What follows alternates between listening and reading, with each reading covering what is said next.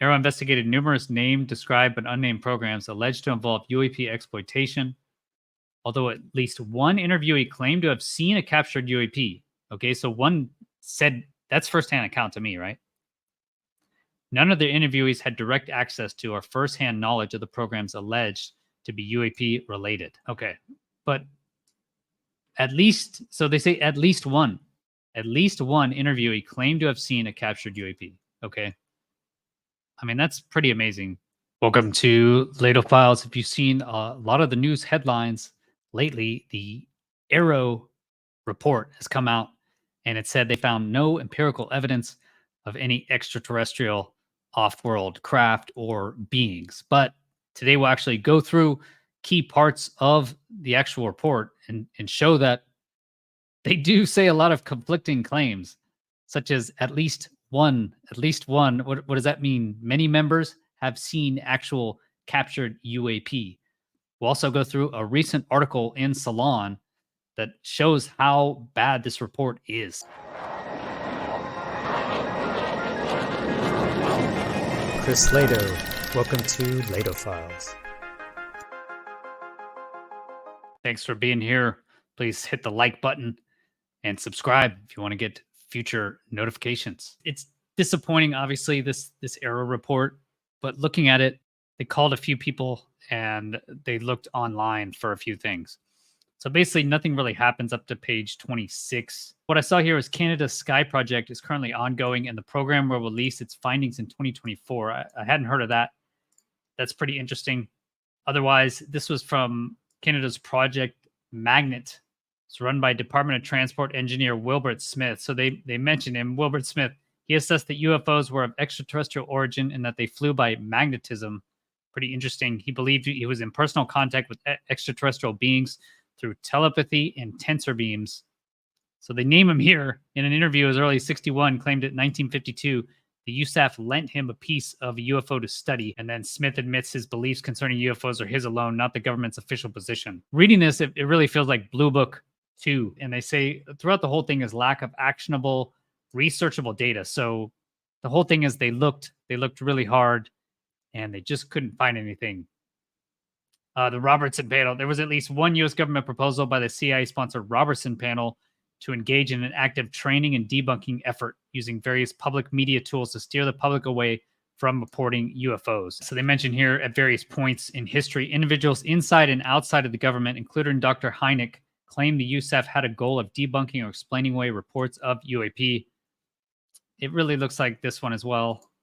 But now we get to really the kind of juiciness of the report. So page 26, assessment of interviewee claims of U.S. government involvement in hidden UAP programs.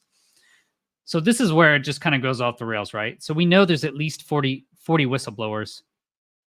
And David Grush said recently 50. So as of September 17, 2023, AARO interviewed approximately 30 individuals. And you can really see who they interviewed.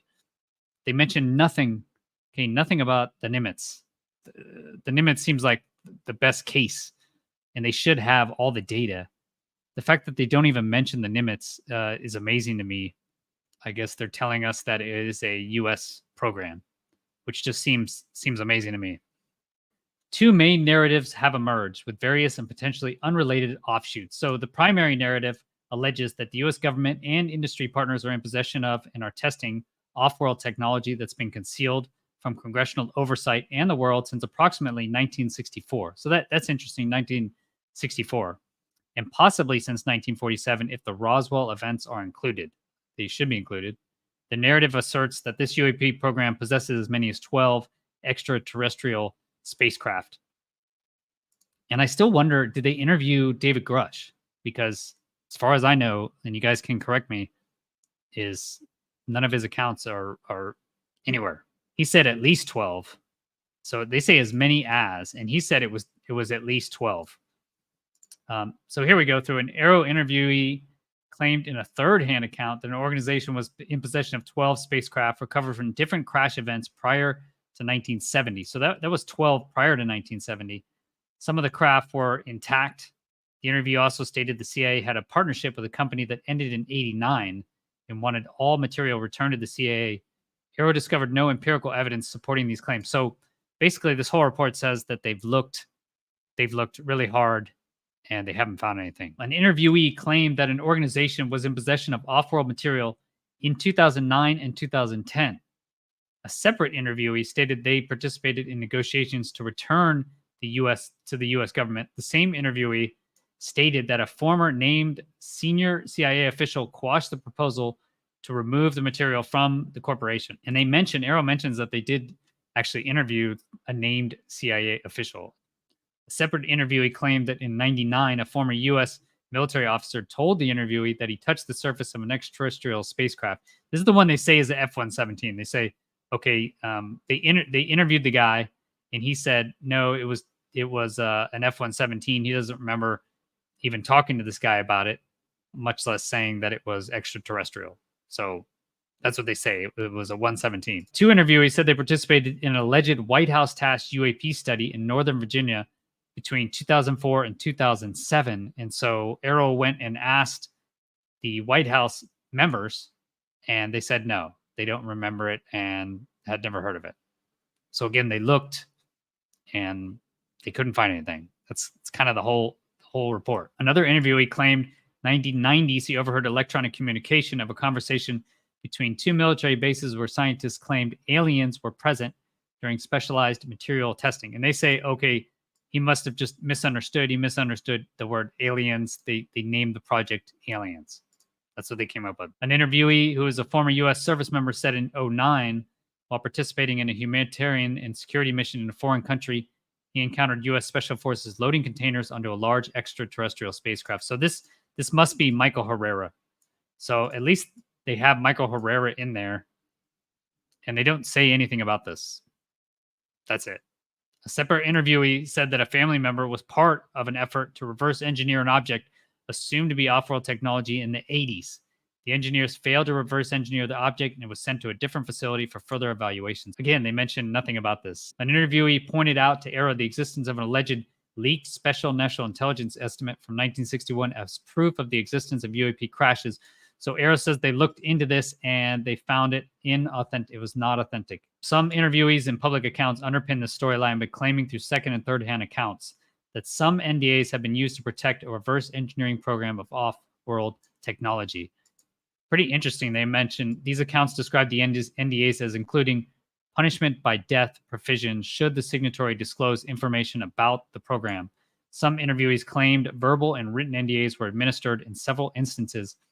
They say later that this is normal, that punishment by death is in all of our NDAs, which just seems crazy to me. The secondary narrative, the other narrative, is that a cluster of UAP sightings that occurred in close proximity to U.S. nuclear facilities have resulted in the malfunction and destruction of nuclear missiles and a test reentry vehicle. So this is related to Jacobs. So Robert Jacobs and Salas. So AARO interviewed 5 former USAF members who served in and around 15 or U.S. intercontinental ballistic missile silos at Maelstrom, Ellsworth, Vandenberg, and Minot USAF bases between 66 and 77. So they finally actually interviewed these guys. Some of these individuals claim UAP sightings near the silos, while others claim UAP disruptions to ICBM operations. And AARO even says later that they haven't concluded this investigation. Okay, so although they found no empirical evidence, they've certainly heard a lot of interviewee claims, and only 30 of the 50. They asked the CIA and they heard nothing. But they haven't finished their investigation, so they should have said that at the beginning. Specifically, they said the ICBM launch control facilities went offline or experienced total power failure. Additionally, one interviewee and a USAF videographer claimed to have observed and recorded UAP destroying an ICBM loaded with the dummy warhead mid-flight. So this is Robert Jacobs. I've covered this a couple times. AARO is researching U.S. and adversarial activity related to these events, including any U.S. programs that tested defensive ballistic missile capabilities. So they're researching it. Yeah. AARO investigated and reached conclusions on the majority of the claims made in these narratives. Again, in most cases, AARO was able to locate the companies, people, and programs that were conveyed to AARO through interviews. AARO will report the results of the unresolved allegations in Volume 2. Okay, so basically, Volume 1 just says, we haven't found anything yet, and we're looking. So that's basically it. That's what they said. No official UAP non-disclosure agreements discovered. This is funny too. They're like, in the conduct of this review and to meet the direction, AARO sent guidance and requests to DoD, IC Elements, DOE, and DHS to review and provide NDAs pertaining to UAP or its previous names. And to date, they just haven't heard anything back. To date, AARO personnel have not discovered or been notified of any NDAs that contain information apart from the standard NDA language contained in Title 18, Section 7094, describing the death penalty or jail time for illegally disclosing information relating to the national defense. AARO has not discovered NDAs containing threats to interviewees for disclosing UAP-specific information. So apart from penalty of death, they haven't discovered any threats to interviewees apart from penalty of death. And then they put it here. Historically, most, if not all NDAs contain standard language stating that the death penalty can be applied for the crime of disclosing classified information. I don't remember shall be punished by death in anything I signed. This is funny too, right? So AARO met with high-ranking officials, including executives and chief technology officers of the named companies, all denied the existence of these programs and attested to the truthfulness of their statements on the record. I mean, who are they asking? High-ranking officials, including executives and chief technology officers. So you just have to send the guys that don't know. Now they say, this is from To the Stars Academy, that the sample of alleged alien spacecraft's an ordinary terrestrial metal alloy. This got to be from To the Stars Academy. So the organization that owned the material negotiated an agreement in 2019 with the U.S. Army to analyze the samples. With permission from the stakeholders, AARO acquired this sample to conduct more in-depth analysis. AARO and a leading science laboratory, at least they got someone else to look at it, concluded that the material is a metallic alloy, terrestrial in nature, and possibly of USAF origin based on its materials characterization. It was also assessed the materials mostly composed of magnesium, and the bismuth present was not a pure layer per initial claims. So it sounds like the claims that it was somehow a pure layer of bismuth. AARO found that the structure was not purely layered magnesium alloy and bismuth. And this is interesting here, okay? So AARO investigated unresolved historical nuclear-related UAP cases, but hasn't said anything. Like all historical UAP cases, very little actionable data exists beyond limited first-hand narrative accounts. Nevertheless, AARO continues to investigate these cases due to the sensitive nature. Although AARO has not been able to recover the alleged film of the ballistic missile reentry vehicle being shot down by UAP in 1964, AARO was able to correlate the general time and location with an anti-ballistic missile test, which could have been the genesis for this observation. So basically, they asked some people, and they haven't found the answers. That's what this report says. Nothing about Nimitz, which is amazing to me. So the summary, right? AARO investigated numerous named, described, but unnamed programs alleged to involve UAP exploitation, although at least one interviewee claimed to have seen a captured UAP. Okay, so one said, that's firsthand account to me, right? None of the interviewees had direct access to or firsthand knowledge of the programs alleged to be UAP related. At least one interviewee claimed to have seen a captured UAP. Okay. I mean, that's pretty amazing. One interviewee had access into one authentic program, but his position was such that he had only limited access to its complete details. So what does that mean, into one authentic program? Because they say here, none of the interviewees had direct access to or firsthand knowledge of the programs alleged to be UAP related. And then the next sentence, they say, one interviewee had access to one authentic program, but his position was such that he only had limited access to its complete details. I mean, did they talk to Bob Lazar? Or interviewees' indirect and incomplete knowledge of authentic efforts most likely contributed to their misinterpretation of what they heard or saw. So now they're saying empirical evidence. So they say that's what they're using, empirical evidence.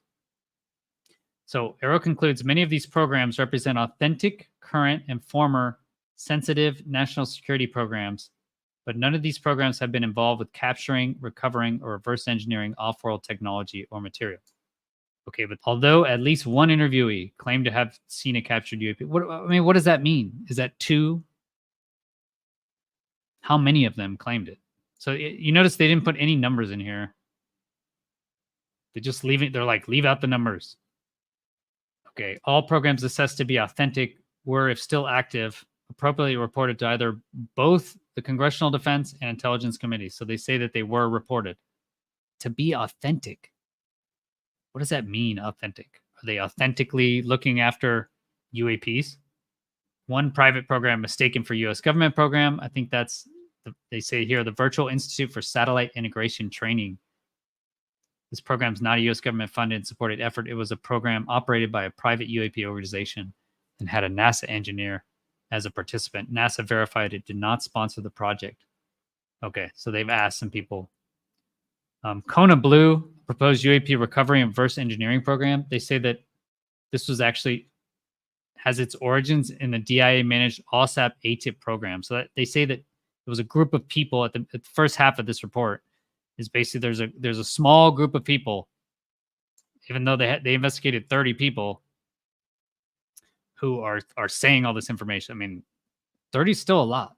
And that's not the 50 that they should have. When DIA canceled this program, its supporters proposed to DHS that they create and fund a new version of ALSAP ATIP under a SAP, Special Access Program. This proposal, codenamed Kona Blue, would restart UAP investigations, paranormal research, including alleged human consciousness anomalies, and reverse engineer any recovered off-world spacecraft that they hope to acquire.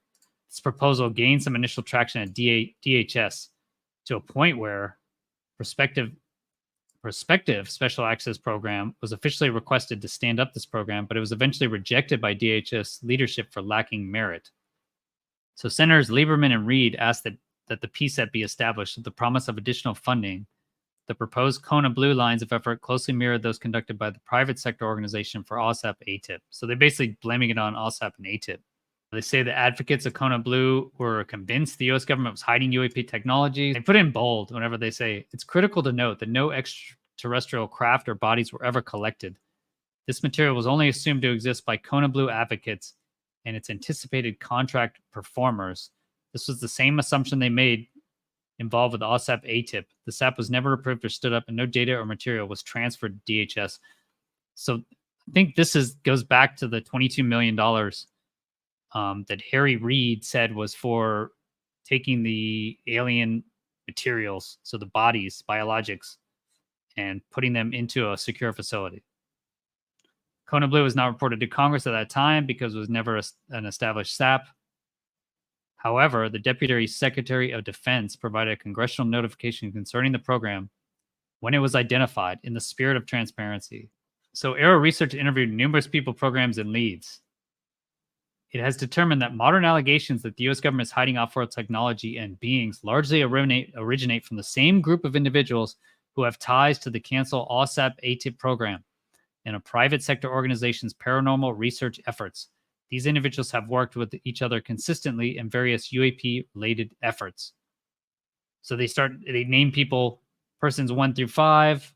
They have not provided any empirical evidence of their claims to AARO. So persons 1 and 3 and interviewers 1, 3, and 12 are involved with paranormal research with ALSAP and ATIP. Person 5 and interviewees 3, 9, and 14 were involved with the alleged crashed UAP materials that was provided by the U.S. Army. So that must have been to the Stars Academy. Persons 4, 7, and 8 and interviewers 1, 3, and 13 investigated UAP on their own and were responsible for successfully expanding the remit of an existing IC program to include UAP exploitation language.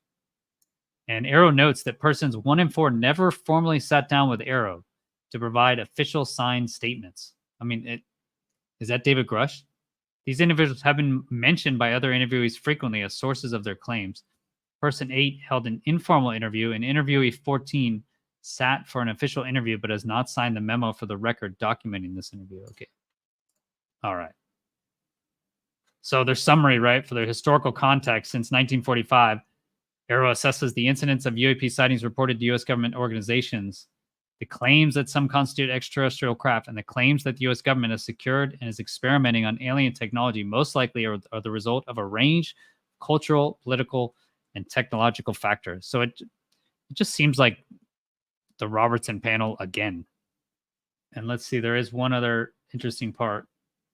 So although many UFO cases remain unsolved based on the lack of evidence for the extraterrestrial origin, I mean, what about the people telling you that they saw an alien ship shoot down a ICBM, or all the nuclear incidents.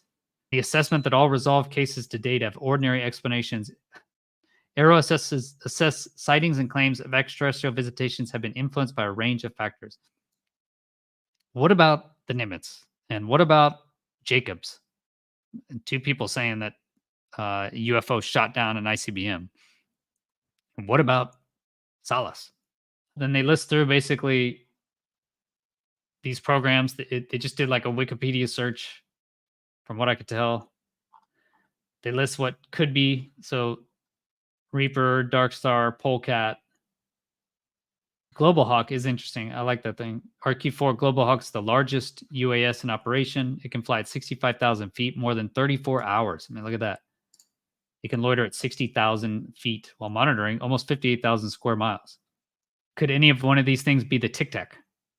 So to date, AARO's not discovered any empirical evidence that any sighting of a UAP represented off-world technology or the existence of a classified program that had not been properly reported to Congress. I mean, that's my question. What about the Nimitz? That's it. That's their conclusion.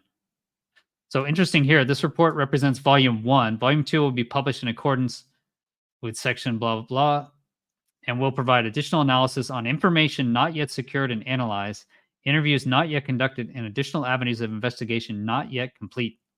I love this too. Although many UAP reports remain unsolved, AARO assesses that if additional quality data were available, most of these cases also could be identified and resolved as ordinary objects and phenomena. So, I mean, it sounds exactly the same. Most of these cases, all we need is one case. We just need one case. My question is, what about the Nimitz? So Pentagon report denies UFOs are aliens. Experts accuse the government of misrepresenting the truth. Okay, well, that's a good one from Salon. That's the first one I've seen. Experts accuse the government of misrepresenting the truth.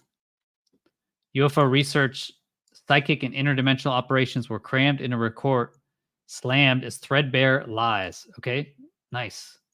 A new report from Pentagon on UAPs partially confirmed high-profile whistleblower allegations about planned clandestine government programs for the retrieval and reverse engineering of non-human aircraft via private contractors.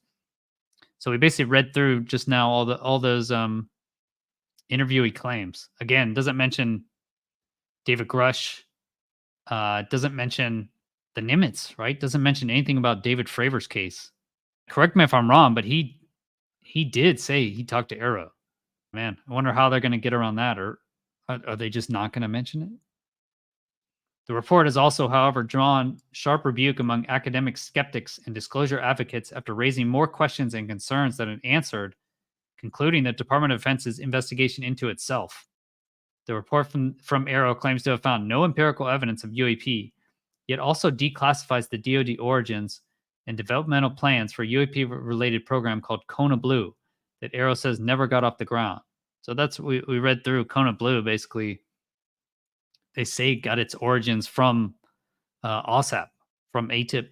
Disclosure advocates have since roundly criticized the report for its alleged lack of scientific rigor and failure to fully disclose firsthand accounts and significant details involving the programs mentioned in the report. I mean, that's so true.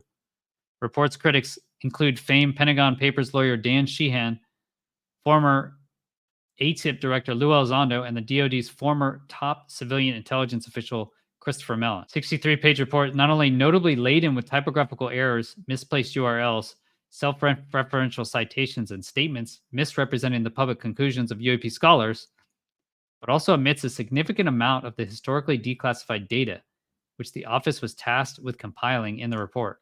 In a Friday press conference, ahead of the report's release, DoD officials said the United States has found no evidence of extraterrestrial intelligence, of course.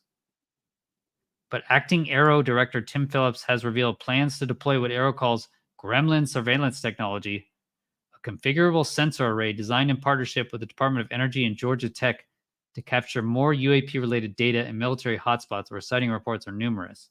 I'm going to put out the gremlin. AARO is testing the gremlin system at a large range in Texas with hopes that it can be used in the event of any UAP-related problem with critical infrastructure or national security, echoing concerns from witnesses who have attested to heightened UAP activity near facilities with nuclear capabilities. So they're going to put out their own UAP system. We've been out there going against some known UAS targets, but some unknown targets, picking up a lot of bats and birds. We're learning a lot about solar flaring. Solar flaring. We're really starting to understand what's in orbit around our planet and how we can eliminate those as anomalous objects. So we're going to do that. And then we're going to go to the department and say we are ready to deploy our system in response to a national security site or critical infrastructure with a UAP problem, Phillips told reporters. Okay. What about the Nimitz? I mean, how do they not mention the Nimitz? By not saying anything, are they saying that the Nimitz was a SAP? We know they talked to David Fravor. How could you have a system that does what the Tic Tac? The report's release follows a months-long tense standoff between Congress and AARO, with lawmakers and UAP whistleblowers on one side, and the now retired former AARO director Sean Kirkpatrick on the other. In January, Kirkpatrick denounced congressional inquiry into UAP, claiming top members of Congress hold a religious belief in UFOs that transcends critical thinking and rational thought. Kirkpatrick similarly misrepresented UAP whistleblower claims, saying none of the UFO whistleblowers have any firsthand evidence or knowledge. And that's just not true, right? Because we just looked. Is the at least one. They said at least one. What does that mean? At least one. A statement repeatedly proven incorrect by members of Congress who have spoken to witnesses of clandestine UAP programs. Yet none of the UFO whistleblowers have any firsthand knowledge or evidence. But we just read that in the report, they say that at least one of the interviewees said they saw a captured UAP. Maybe it gets around that because there are not any programs. Government UAP programs, paranormal research, and human consciousness anomalies. I wonder if that's related to Blue Kona or Kona Blue. The report appears to contradict itself repeatedly while incidentally confirming the existence of a number of government operations that may de facto fit the bill. While incidentally confirming the existence.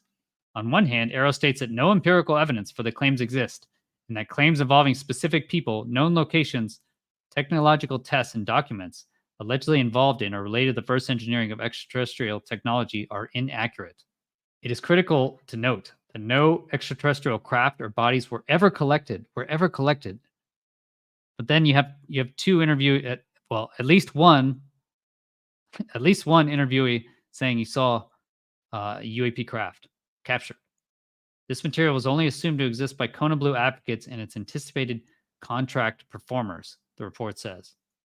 On the other hand, however, the report, in doing so, not only confirms evidence that 3 such programs were in varying stages of development, but provides additional context for their potential funding sources and role in Defense Intelligence Agency strategy, further supporting several whistleblower claims. So here we go. Yeah. AARO confirmed the existence of one intelligence community controlled access program that was unnecessarily expanded in 2021 to include a UAP reverse engineering mission. The report says, adding that appropriate congressional committees were notified. Unnecessarily expanded to include UAP reverse engineering.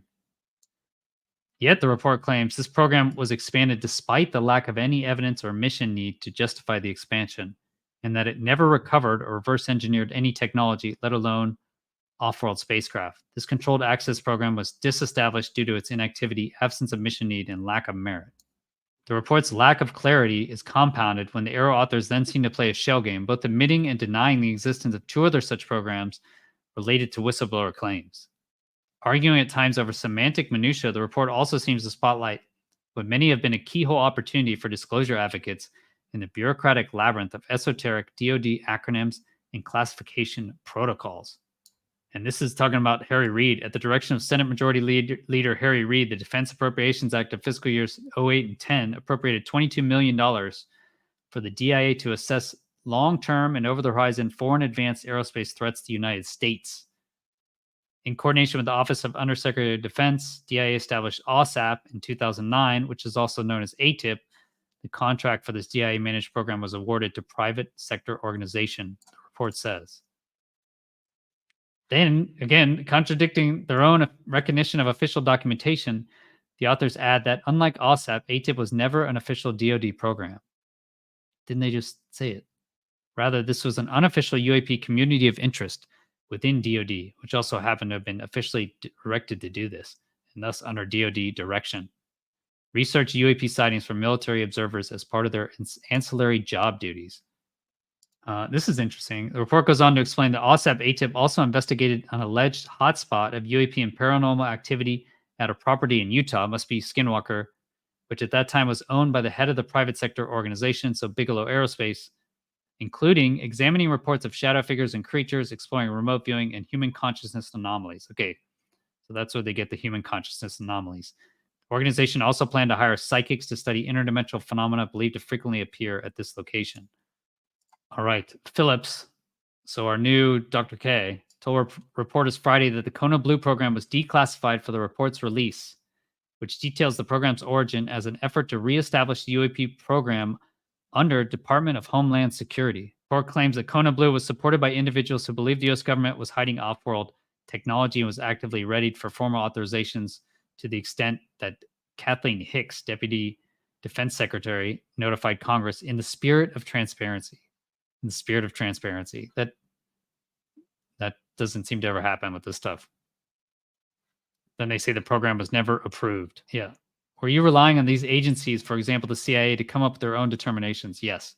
So basically, they just wrote letters and said, do you guys have any NDAs? Do you have any UAPs that you haven't told anyone about? We've received one report in the maritime domain, says Phillips, and we've received no reports in space. No reports in space, but that's not true, because they listed Jacobs shooting down an ICBM in space. However, we do have working groups in space and in maritime. What we're trying to do is define what what is a UAP incident and how that would be reported. Public outcry around the report likens Pentagon self-investigation to charging the fox to guard the hen house. Asked by reporters why Americans should accept the Pentagon's non-independent and unverifiable inquiry into itself, DoD Press Secretary Major General Patrick Ryder did not address the inherent conflict of interest in the investigation. I mean, that is a great question. The AARO office used a very rigorous analytical scientific approach to investigate all past government efforts, all claims by interviewees.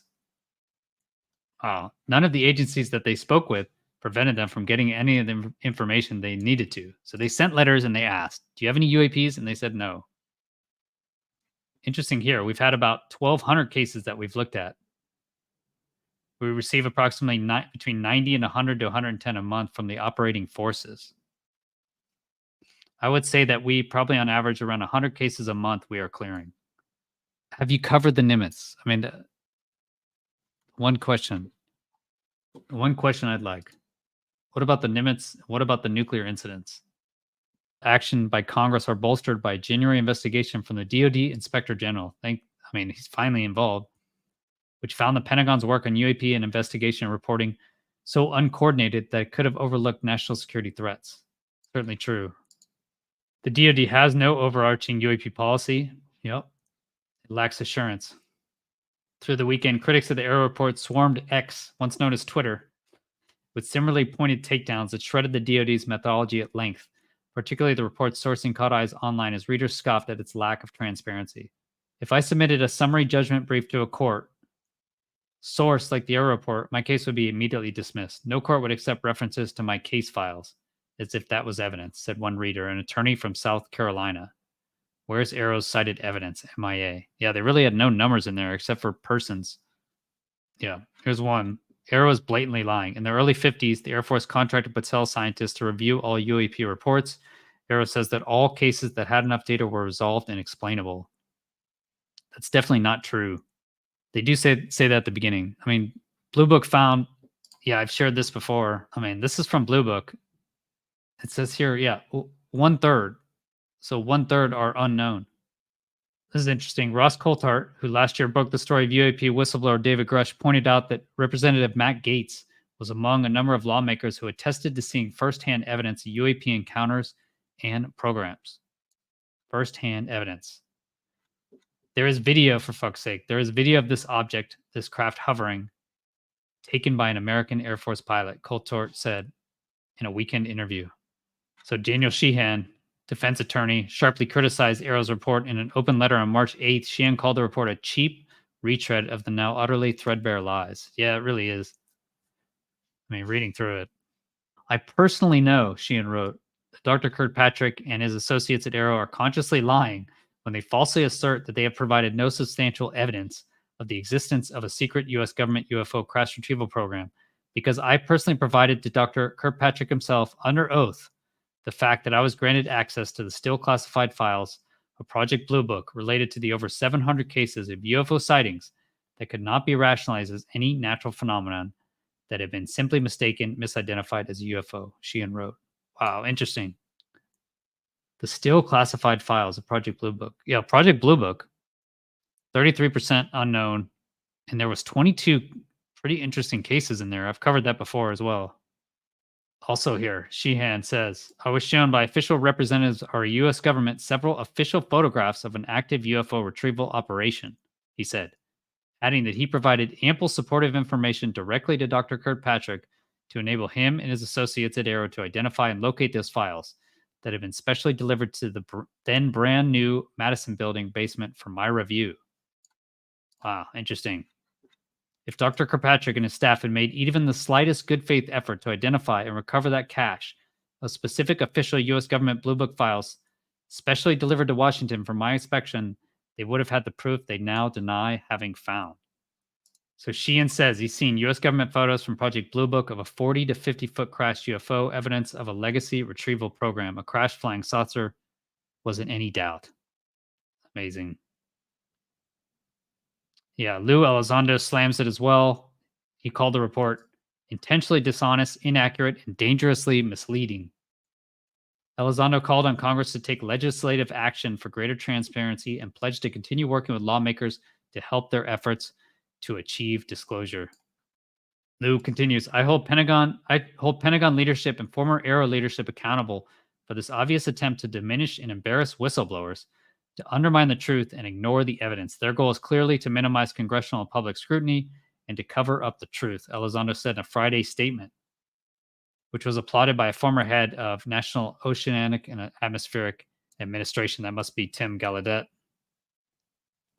Many of us who have worked the UAP topic for the government are aware of the ample classified evidence that has been provided to AARO and contradicts this report.